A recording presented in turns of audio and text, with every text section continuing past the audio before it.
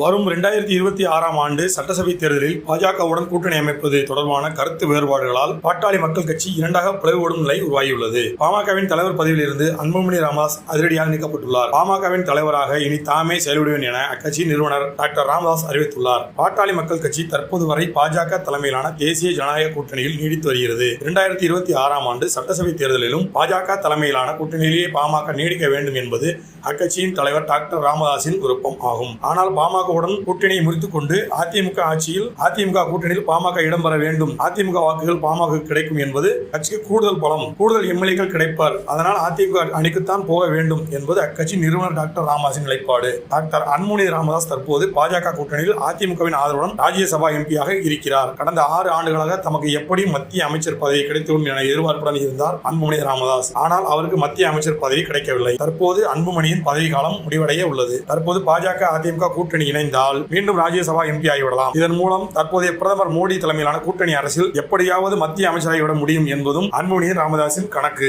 ஆனால் பாஜகவுடனான கூட்டணியால் பாமகவின் வாக்கு வங்கி மிக மோசமான நிலைக்கு போய் கொண்டிருக்கிறது. பாமகவை காப்பாற்றுவதற்கு திமுக அல்லது அதிமுக கூட்டணி அமைப்பதுதான் சரியாக இருக்கும் என பிடிவாரம் காட்டுகிறாராம் மருத்துவர் டாக்டர் ராமதாஸ். இத்தகைய மோதல்களின் கடந்த சில மாதங்களாகவே அப்பா ராமதாஸ் மகன் அன்புமணி இடையே மோதல் இருந்து வந்தது. பாமகவின் சிறப்பு பொதுக்குழுவில் இருவருக்கும் இடையேயான மோதல் பகிரங்கமாக வெடித்தது. இதன் பின்னர் இருவரும் சமாதானம் அடைந்து விட்டதாக கூறப்பட்டது. ஆனால் தற்போது தமிழ்நாட்டில் கூட்டணி பேச்சுவார்த்தை நடத்த மத்திய உள்துறை அமைச்சர் அமித்ஷா வருகை தரவுள்ளார். அமித்ஷா வருகை தரும் நிலையில் பாமக தலைவர் பதவியில் இருந்து அன்புமணி ராமதாஸை டிஸ்மிஸ் செய்து பாஜக கூட்டணிக்கு முட்டுக்கட்டை போட்டுள்ளார் டாக்டர் ராமதாஸ் என்கின்றன அரசியல் வட்டாரங்கள்.